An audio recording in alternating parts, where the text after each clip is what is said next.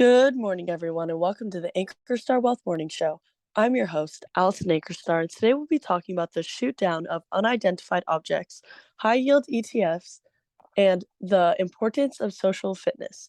But before we begin, as a reminder, this is a financial education presentation but should not be construed as personal financial advice.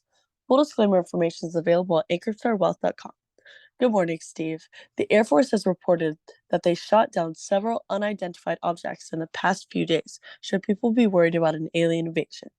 Alien invasion, right? Okay, that's one of the best conspiracy theories out there, and you know what? I can't say you're wrong if you believe in aliens. I personally don't, but I mean it's possible, right? So let's recap the weekend, right? First of all, we had the Super Bowl, which was an amazing game. I was kind of hoping the other team would win because I'm a little bit sick and tired of the extremely talented Chiefs, but that's just me. Kind of let's get somebody else up there, and then of course it comes down to an interesting call. One of my close circle friends here is does football refereeing as as his job, and I mean he has a full-time job, but his part-time job is doing that. And he was kind of pontificating about some of the calls, and it was kind of good. But yeah, we have that. Is Rihanna pregnant? Yes. Well, obviously. And after the show, but I thought the show was great. So overall, I thought it was a huge win for the Super Bowl and the commercials and everything that goes into it. But the question is, and of course, I'm sitting at a Super Bowl party last night in the neighborhood, and as my friend is a resident expert with all things, refereeing, and questioning all calls and explaining them, I'm the resident expert on what the Air Force is doing. As a former fighter pilot, what are we shooting down? And so here's my take. I do not think we are under alien invasion. I do think it is some continuing stuff with China, and it started with the balloon, and now it's unidentified objects. Well, so here's the scoop. From a pilot perspective, if you try to identify something, unless you can tell exactly what it is, you call it an unidentified object. You describe it the best you can. You may get authority to shoot it down. And if you shoot it down, you are shooting down technically an unidentified object. Well, and then, of course, there's going to be pictures and wreckage and all that stuff to identify exactly what it is. But it's kind of a cute way. I wouldn't say cute, coy way, if you will, in the military of if you don't know what something exactly is, you don't call it, you don't label it, right? You don't guess.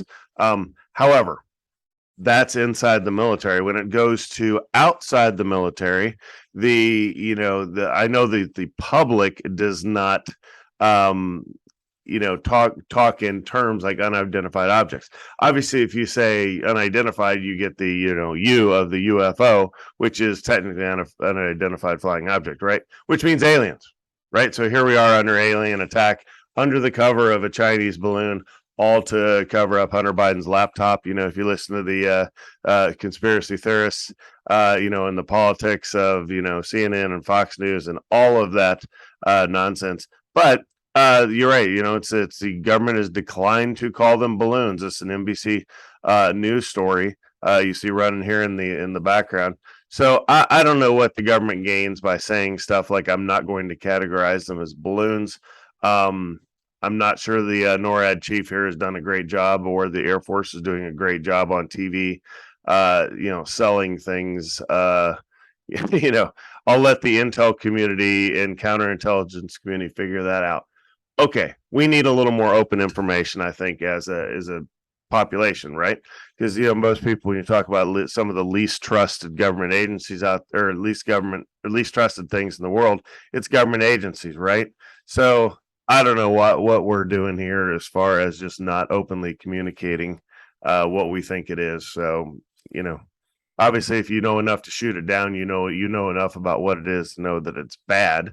And you're gonna remove it from incapacitated or whatever, you're gonna terminate it, if you will. So I don't know, are we just cleaning up in the background of some stuff that we already knew was there?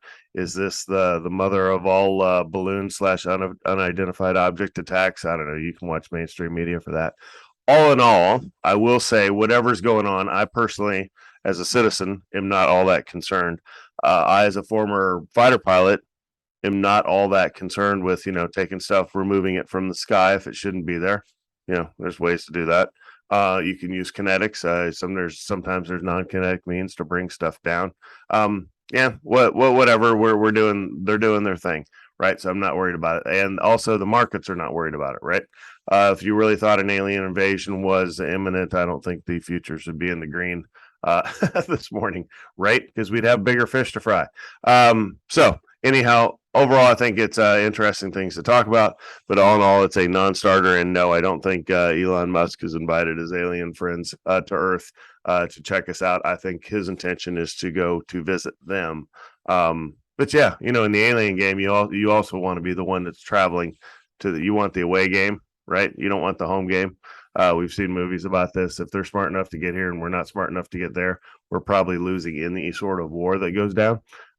So anyhow, enough on aliens for the day. Overall, it's not going to move the markets, in my opinion, and we're not under an alien attack.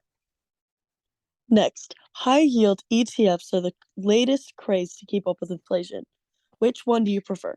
Yeah, so let's switch from the alien invasions and all the stuff that's dominating the news to something that affects your pocketbook, right? So, last year, so rewind the tape, right? 2022, the year of inflation, the year of the Fed, that's the disease was inflation, right? It ballooned up last January or so. The cure was going to be the Fed raising rates. They did, though. I think they've done a magnificent job. I don't care who you are and how much you hate the Fed. I think you have to say they put together a plan and they've done exactly what they said they were going to do, and it's 13, 14 months into it.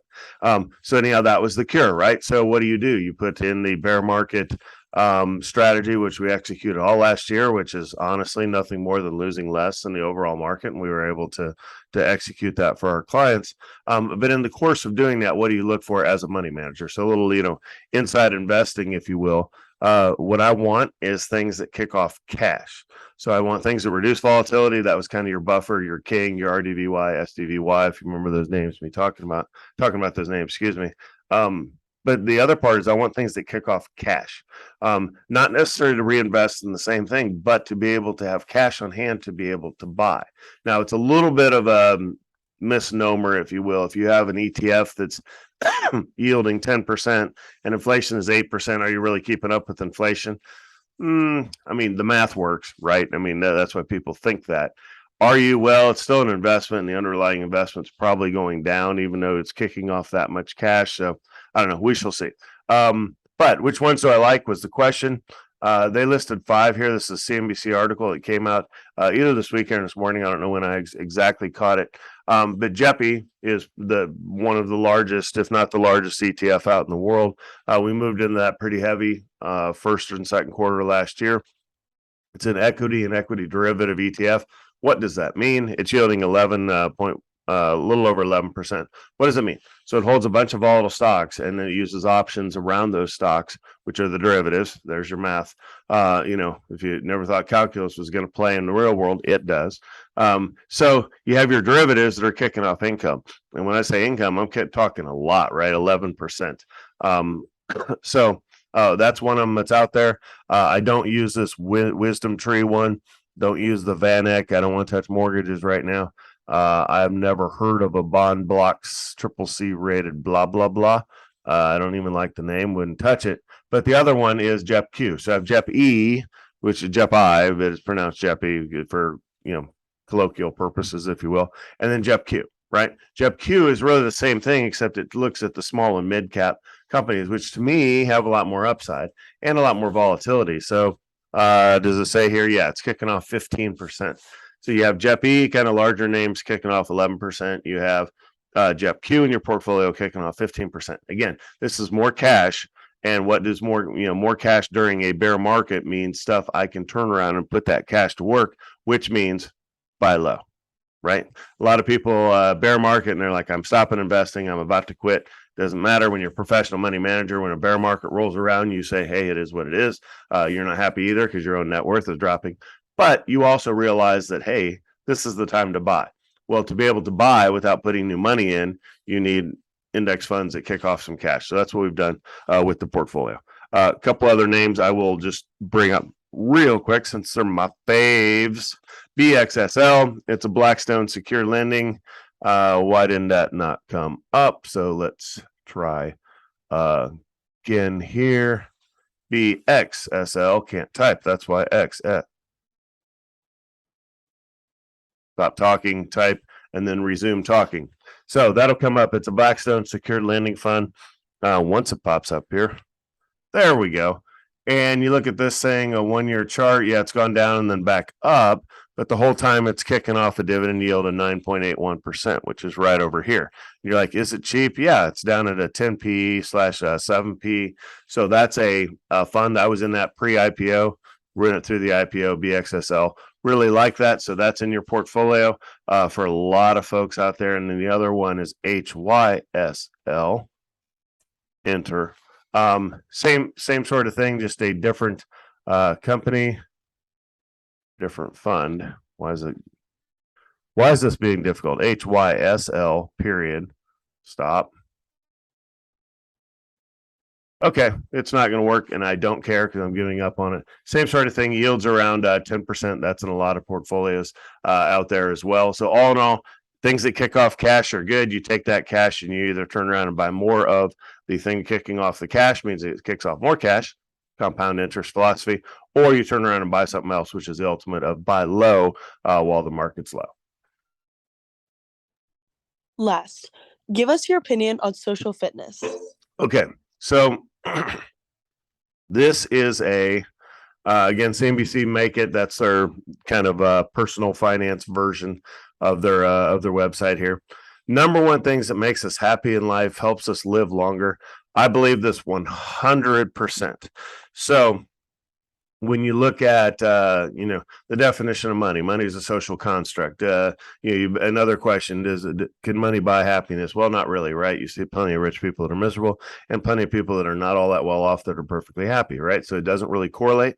A lot of people are like, well, I'd like to be rich so I could see this firsthand that I wouldn't be happy. Money's like a resource that enables your lifestyle to whatever life you want to lead, right? If you want to lead this extravagant life, you need more money. If you want to lead a significant life, you can probably be happy with far less money.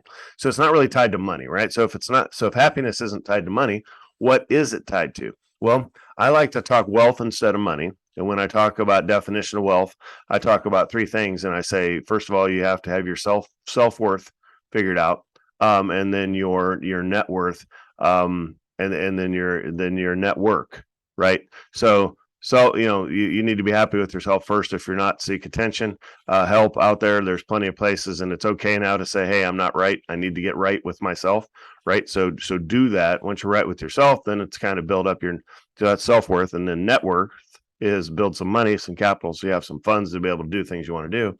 And then the last one is network, right? And network is kind of that, the social influences that you keep, whether it's through work, personal fitness, church, whatever your circles are in life, you need your tribe, your crew, if you will.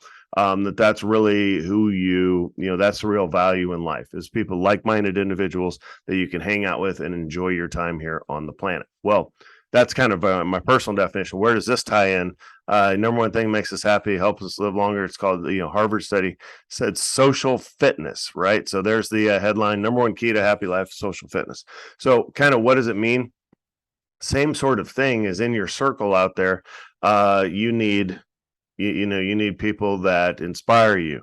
And it could be family, that's kind of that's kind of your given social circle, right, is family. And we joke, you don't have any choice over family, right? So that's why it's kind of fun, because if a crazy shows up, the crazy's with you, forever, right? So however, in your social circles, right, you have some mechanisms for saying, no, I'm going to out process this person out of my social circle, and bring another person in, right? So you want like-minded individuals that you enjoy being around. So overall, I thought it was a pretty good article. If you want to check it out, CNBC social fitness, just Google that, it'll come right up, and it's got some interesting things to think about for what are you looking for in relationships. Obviously family kind of starts there. If you are in that, if you have that opportunity to build and grow with your family there. Safety, security, learning, and growth. That's like trying new things. It's more of an education sort of thing. Emotional closeness and confiding, that's the inner circle.